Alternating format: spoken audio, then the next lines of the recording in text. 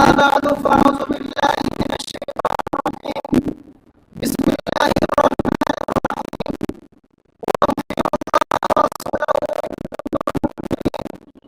وقال النبي صلى الله عليه وسلم من أطاعني فقد أطاع الله ومن عصاني فقد عصى الله.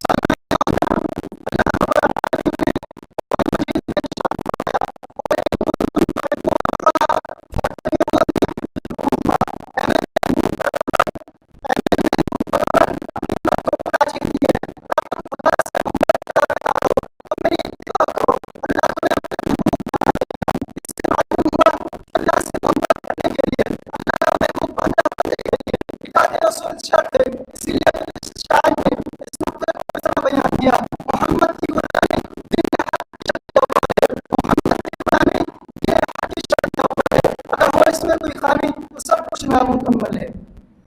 سامعین محترم، کلمہ حضور کے نام کے بغیر نامکمل ہے، اذان حضور کے نام کے بغیر نامکمل ہے، نماز حضور کے نام کے بغیر نامکمل ہے، نماز جنازہ حضور کے نام کے بغیر نامکمل ہے، عادلوں کی عدالت حضور کی اطاعت کے بغیر نامکمل ہے، سخیوں کی سخاوت حضور کی اطاعت کے بغیر نامکمل ہے، امینوں کی امانت حضور کی اطاعت کے بغیر نامکمل ہے. بلکہ میں اس سے بھی ایک قدم آگے بڑھ کر کہنا چاہتا ہوں، میرا اور آپ کا ایمان بھی اطاعت رسول کے بغیر نامکمل ہے.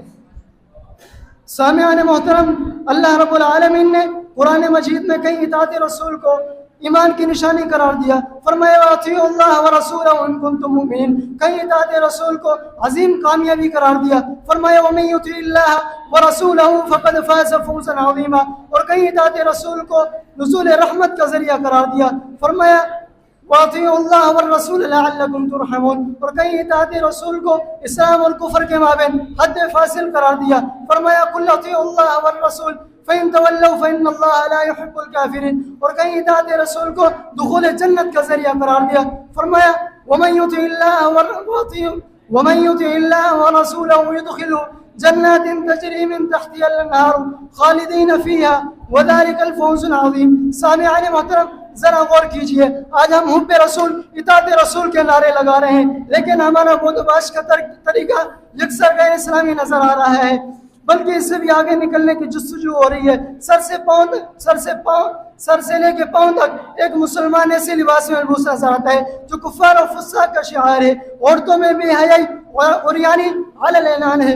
گھروں میں مورتیوں اور تصویروں کی بھرمار ہے.